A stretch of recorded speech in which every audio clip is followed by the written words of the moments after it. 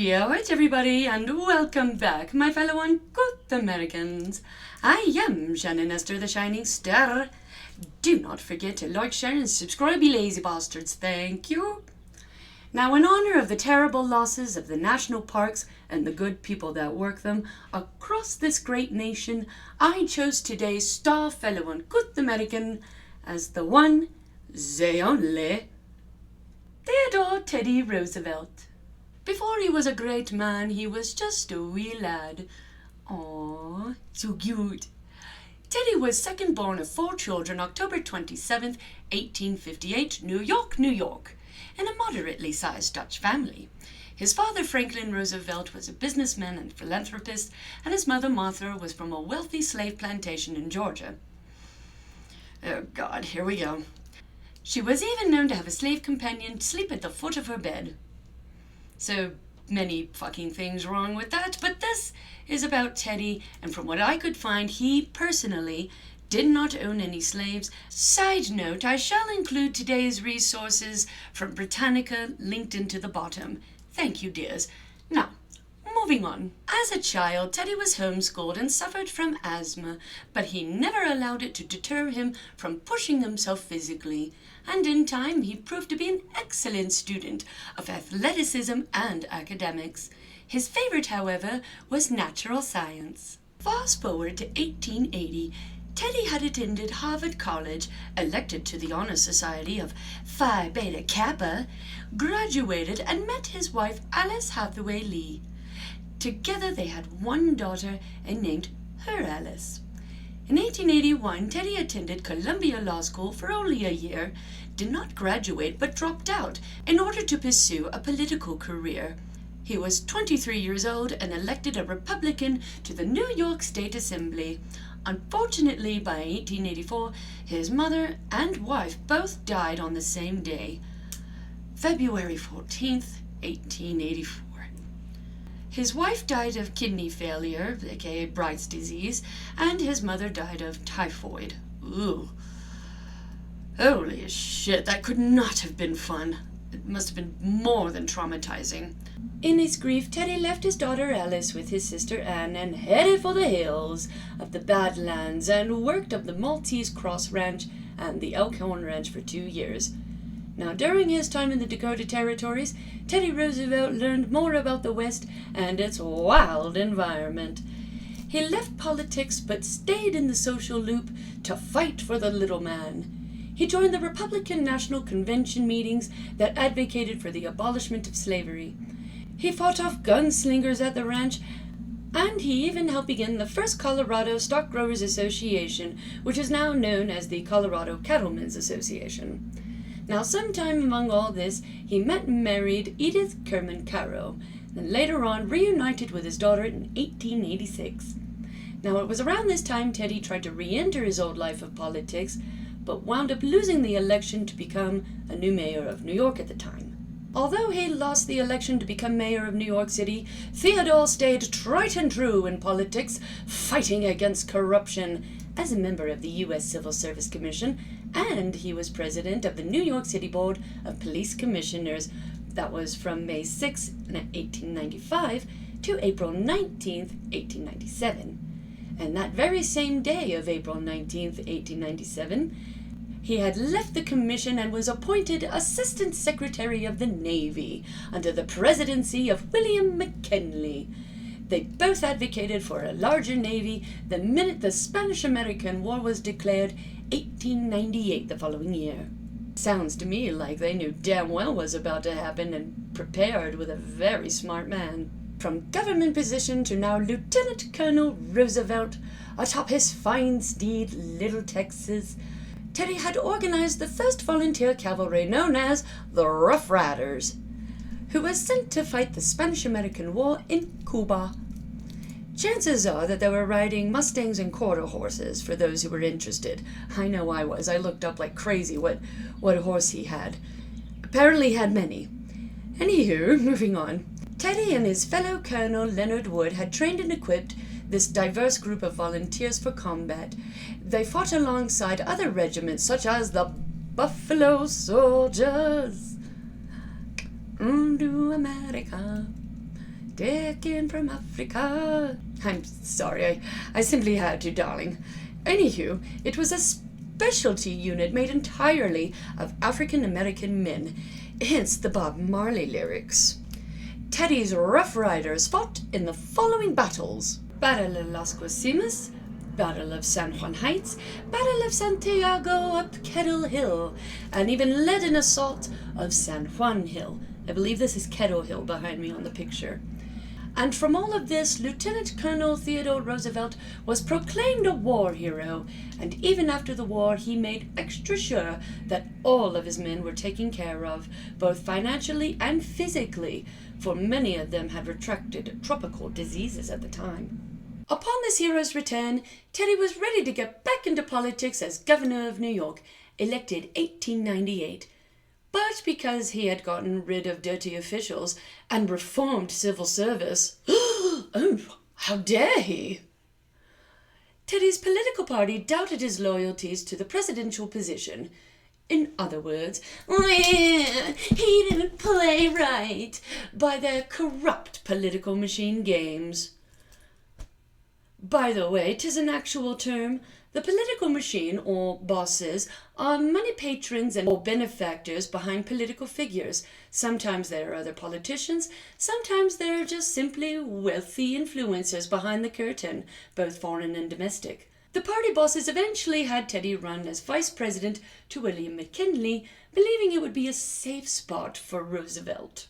Little did they know that poor McKinley would die from his wounds of an assassination in Buffalo, New York, making Teddy Roosevelt now President of the United States, just like that. At 42 years old, just shy of his 43rd birthday, Teddy was the youngest president yet, and as our 26th president, he did promise to keep to McKinley's agenda, but he changed the way that the office was viewed forever, starting with the using of the nickname of the presidential home, the White House, as its official name, and no longer the Executive House. And not just by word of mouth, but also letterheads and official documents. President Roosevelt was proving to be an ardent reformer, meaning he was ready to make government and progress his bitch, in the name of protecting the average consumer, businessman, and America's nature. Please forgive me, this section will be a bit harder for me to get through, because there was one instance in 1902 that changed the upper class points of views. It was when Teddy went on a hunting trip and his assistants and friends had caught a black bear by dogs. They decided to tie it to a willow tree for target practice. Teddy refused this heinous crime, however, proclaiming it was unsportsmanlike and that the bear needed to be put down humanely due to the injuries it had acquired from the dogs. Clifford Berryman, a political cartoonist from the Washington Post, made this political sketch of the incident, calling it "Drawing the Line in the Mississippi." Thank the gods for animation and drawings. Art should never fall. Then a mere candy store shop owner, Morris Mitchum, created the first stuffed Teddy's Bear in order to honor the president's mercy. Not Teddy Bear, but Teddy's Bear.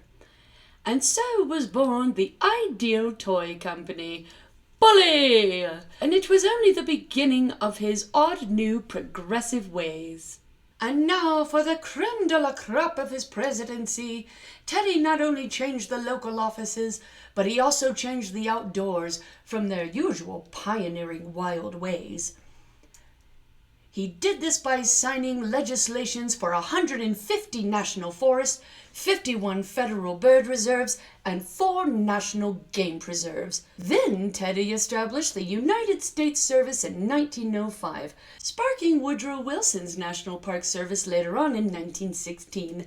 This was an insult to some of the big game hunters and politicians and corporate owners that decided to sell trees and furs ever so freely, as well as the scientists and miners that wished to strip the land for natural resources.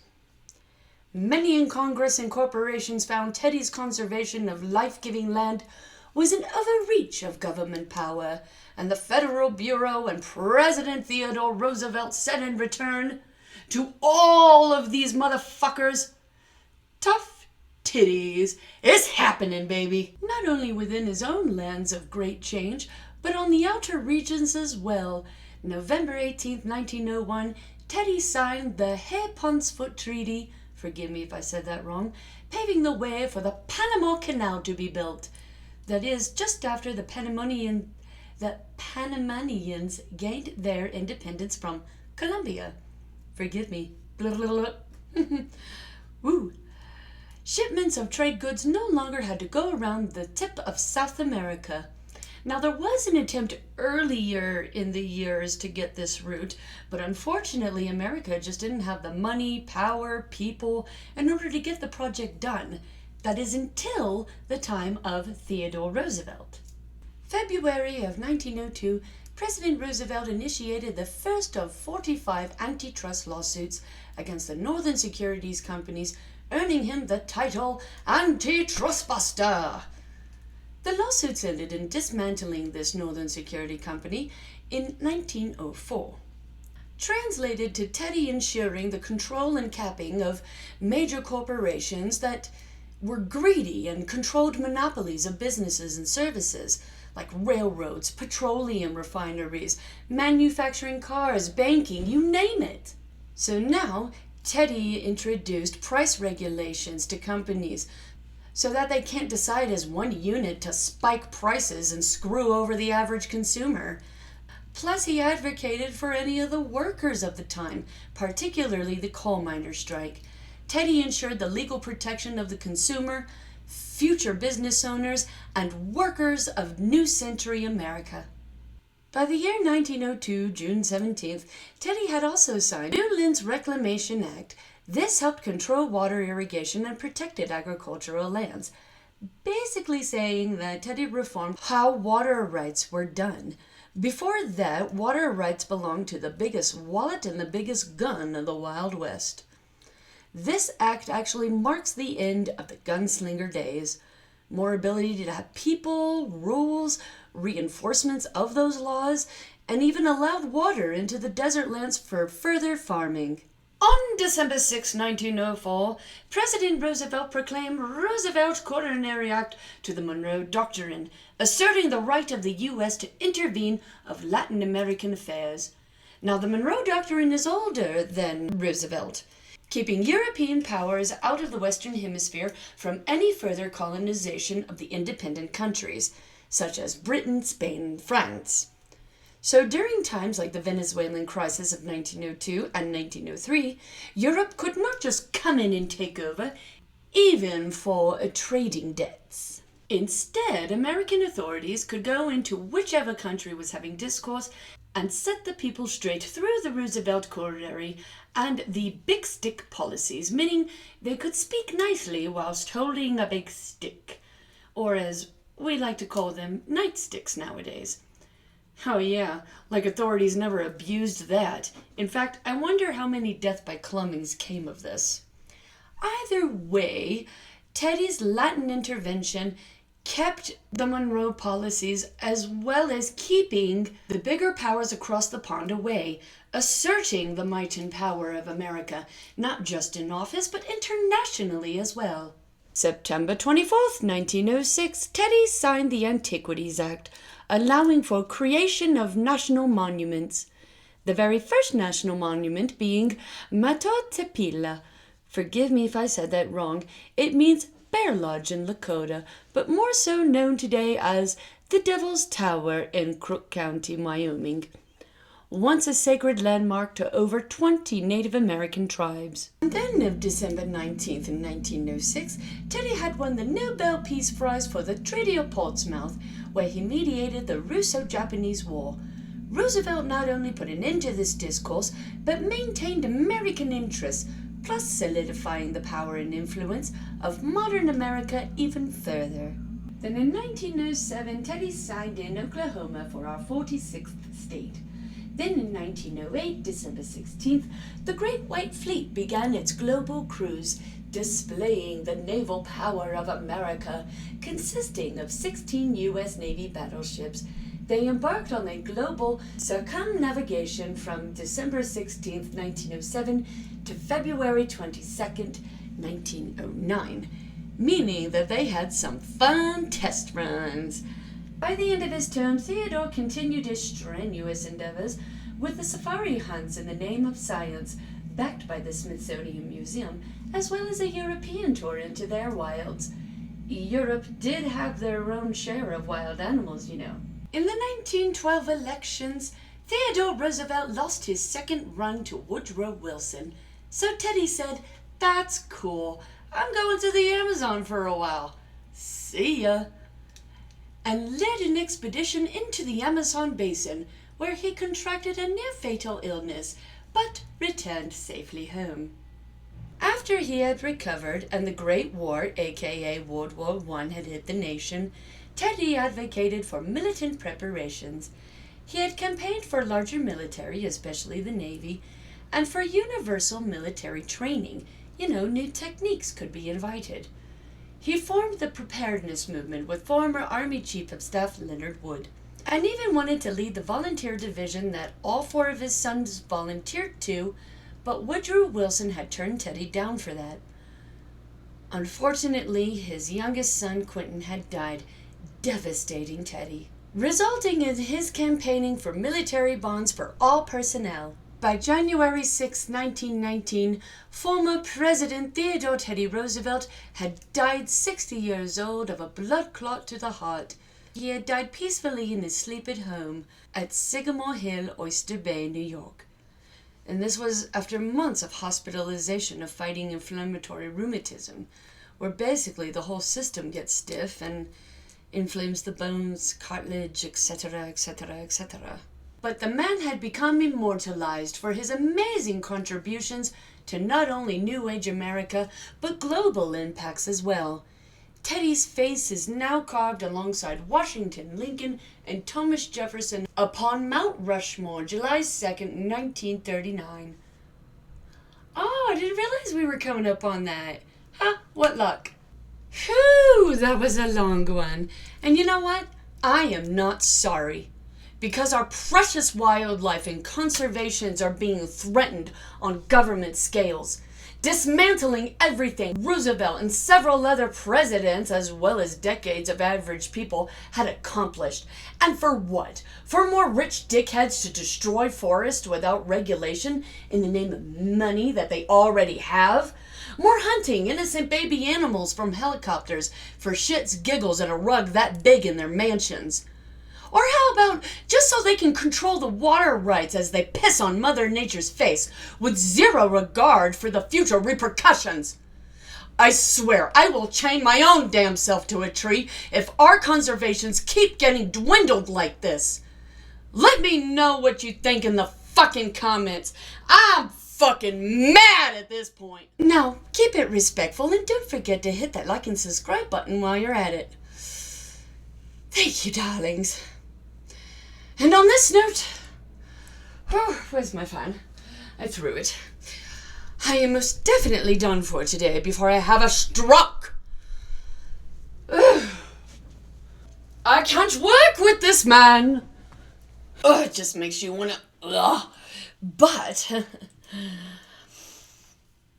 am calm. I am serene. I am zen.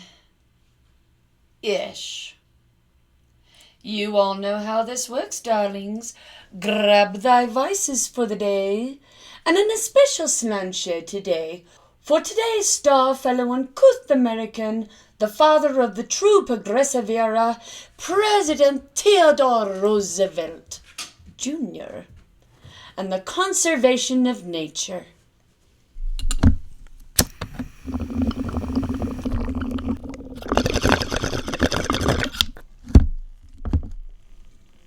Salon, my fellow uncouth nature warriors.